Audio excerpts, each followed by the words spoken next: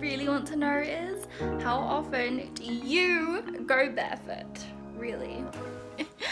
Okay, so why is this so important to go barefoot, to have bare feet? Like, we think of going back to nature and being as natural as possible. That would naturally mean no shoes, right? If you think about it, just our naked bodies walking around. Can you imagine? No. But the whole point of this is to think about things, right? To be more natural, to be more how can we get back to nature in this modern day, in this modern society? How can we find the best of both worlds for our health, for our own benefit, guys? Like, completely, right? So going barefoot, what can that even do for you? Have you ever even thought about it? Like, I know it's kind of natural in the summer on the beach, like you're seeing these pictures, like, that's natural, right? You want to feel the warm sand underneath your feet, or maybe even the grass in the summer in your garden. I don't know about you guys, but as soon as the sun comes and the ground is warm, I'm on it. But I've done it in the snow as well. I've done it in the mud through the woods. Actually, it's really therapeutic. Try it. Now, I'm not saying do it all the time. I don't even think you're allowed to do it all the time. Like, there's rules and regulations and all the safety stuff going on these days, and people don't want to get sued if you cut your foot on a nail on something like that. But I mean, we've been wearing shoes all of our life, so our feet aren't designed to, they're not ready, you know, they're not ready to go out and walk on concrete all the time. Last year, at the beginning of the year, we had our fire up event, which was sorry, I'm just walking around here instead, which was our entrepreneur event of the year, right? And with that, we walked on fire coals, burning hot fire coals. You might have seen Tony Robbins do it. This was one of the Tony Robbins instructors. It was incredible. It was all about mindset. Can we walk across these coals? And we did. Every single one of us did it, I think, that I know of. And we did it. We walked across. I was stood there waiting, and they put burning fresh fire coals on there, and I still did it, and I still walked across it. I was like, oh my god, this is possible. So 3 benefits of having bare feet. Number 1 is negative ions in the earth. When we get rid of shoes and we just have our natural bare feet on the ground, on the earth, we have essential minerals in the earth that our body is meant to be in touch with, meant to absorb with. It's so grounding for you to be in touch with the earth, to literally be touching it. Your feet can only absorb these negative ions in the earth that you need for your physical health and well-being with bare feet. Number 2, well, grounding. I kind of said it in number 1, right? But grounding is so important, because how often are we in our heads? And when I mean in our heads, I mean thinking all the time. I don't know about you guys, but that's me. When we're walking around with like 1,000 thoughts in our head all the time, every minute, it's like you're away with the fairies. Not a bad thing, by the way, but it's exhausting. It's like mentally exhausting. You need to bring that energy down your body through your feet and ground into the earth. You can do this by visualization, but 15 minutes a day is proven to ground you into the earth. Bare feet, 15 minutes a day on the earth, is gonna dramatically change how you feel in your body, how calmer you feel by draining some of those thoughts out into the earth. Let Mother Earth disintegrate those negative energies. 3, don't you want to just feel like a normal person? Okay, that sounds weird, right? But the more we align with who we are, like our natural selves, the more we feel like a human being should feel. That is good, that is positive, that is energized. And it's such a simple thing, right? To just take your freaking shoes off. But it is. Even if you're walking on the cold, say I took my wellies off once and I ran down the Downs Link in the snow. It was like this thick kind of snow. I was younger. But it was so invigorating once I did it.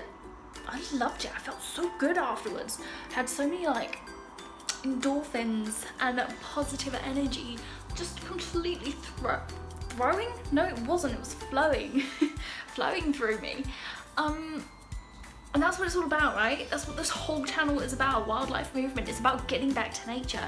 It's about feeling that positive, energetic, natural state that I think we've lost. We've definitely lost. A lot of people anyway. So that is what it's all about. This is what barefoot can bring to you. So how do we do this? How do we go about it? Because it's not just like straight away go on, I'm barefoot. That's it. Watch this.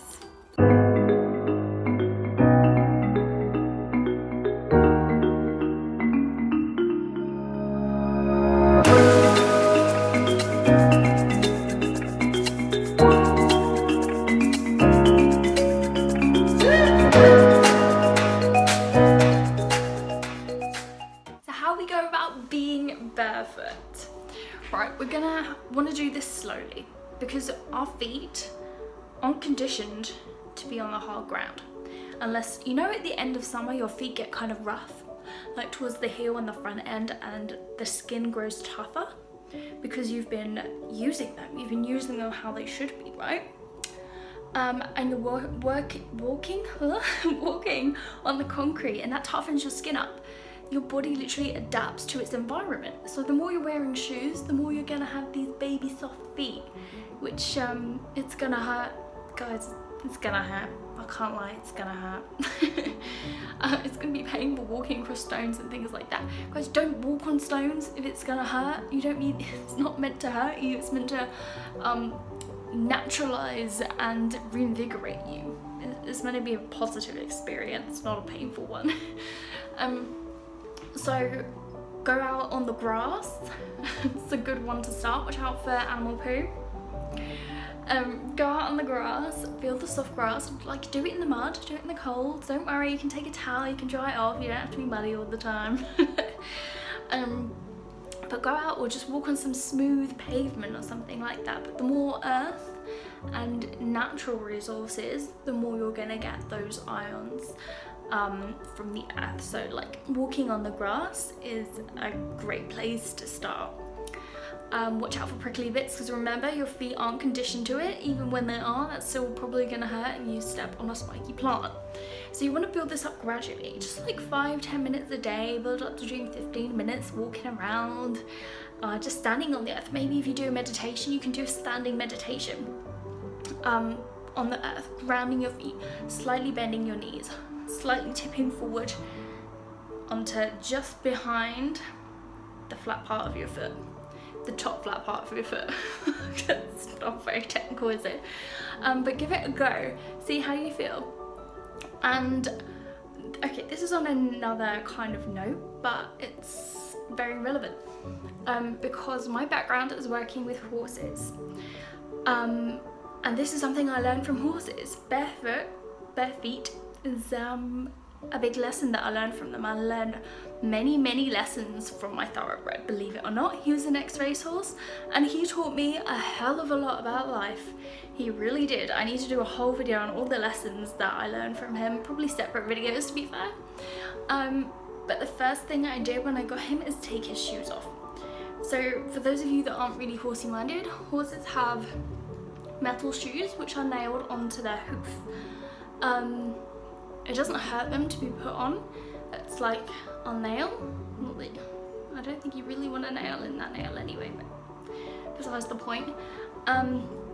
It's into the hoof wall, so it doesn't hurt them, right? But the thing is, thoroughbreds, there's so much wrong with the racing industry. We're not going to go into it now because we're talking about bare feet, but another time. Thoroughbreds have shoes on their feet from a very young age because they start racing when they're babies. So 2-3 years old. That was this particular incident with my ex-racehorse, but it's common. So he had his shoes on from such a young age, and that means horses' feet contract and expand as they move. That's what the hoof wall does, right? So they can't do that in a shoe. If they're stuck in a metal shoe, they can't expand how they want to. So they grow in that shape. They can't grow outside of that. So yeah, when you take them off, his feet just went because the issues are still there. The shoe just masks it. So he went like that, but it was a whole process of constantly running all the time, right? Racing. That dropped his feet, so they were flat in line with his shoes. So when you take them off, that's too much.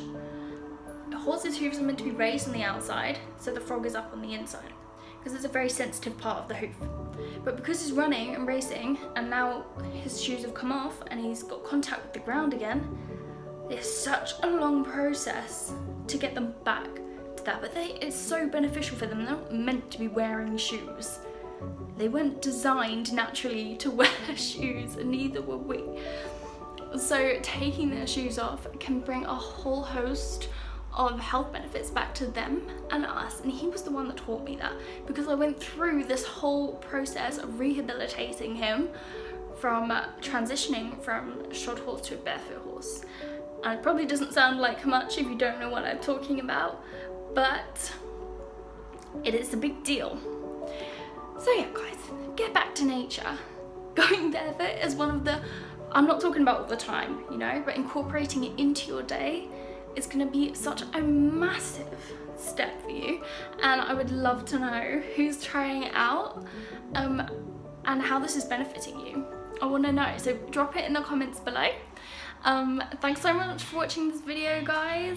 If you liked it, please give it a thumbs up, and if you want to keep up to date and watch more of these videos like this, please subscribe, hit the subscribe button, and share to all your friends. Thanks for watching, guys. Love you all, keep it natural.